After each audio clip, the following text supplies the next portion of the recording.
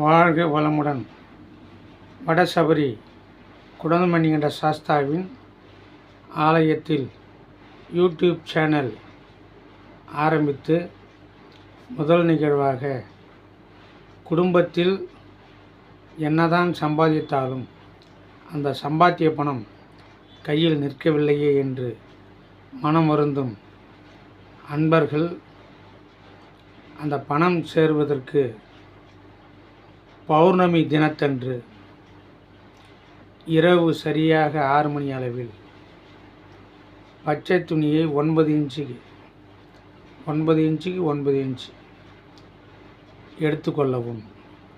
அதில் சிறிது பச்சரிசி, ₹1 நாணயம், பச்சை கற்பூரம்,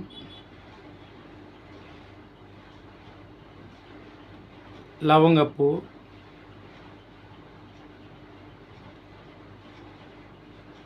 வெண்கடுகு இவைகளை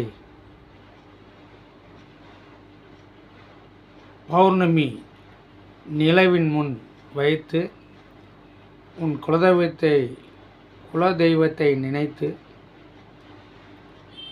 வணங்கிய பிறகு இந்த சந்திரனுக்கு அந்த சந்திர ஒளி படுமாறு அந்த துணியில் உள்ள பொருட்களை வைத்து வணங்கி தீபம் ஏற்றி ஒரு கற்பூர ஆரத்தி காட்டி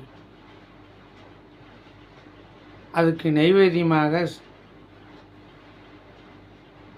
சற்று சிறியதாக வெள்ளக்கட்டி வைத்து நெய்வேத்தியம் காமிச்சு தீபாராதனை முடிந்த பிறகு அந்த முடிப்பை அந்த துணியை அப்படியே மூடிக்கொண்டு நடுவீட்டிற்கு வர வேண்டும்.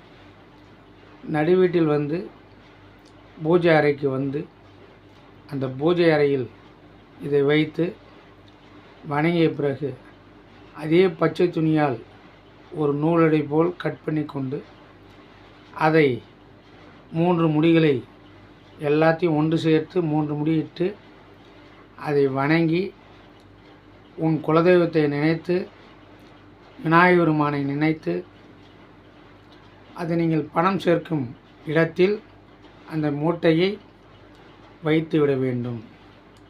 நிறுதி பாகத்தில் அந்த பணம் சேர்வைகள் இருந்தால் சிறப்புடையதாக இருக்கும்.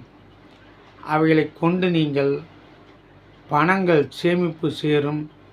நீங்கள் நினைத்தவைகள் அனைத்தும் நடக்கும். சம்பாதித்த பணங்கள் நிலையாக நிற்கும்.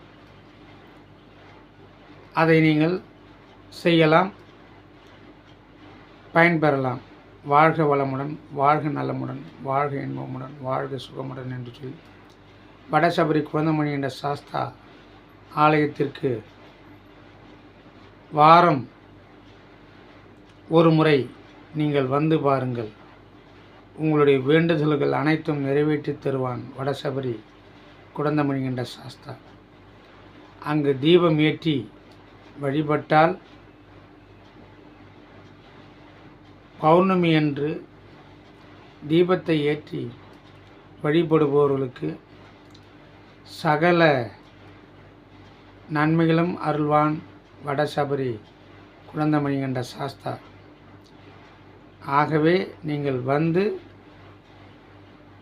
நலம் பெறலாம். இதேபோல் செய்தவர்கள் நிறைய பேர் பயன்பெற்று கொண்டிருக்கின்றார்கள்.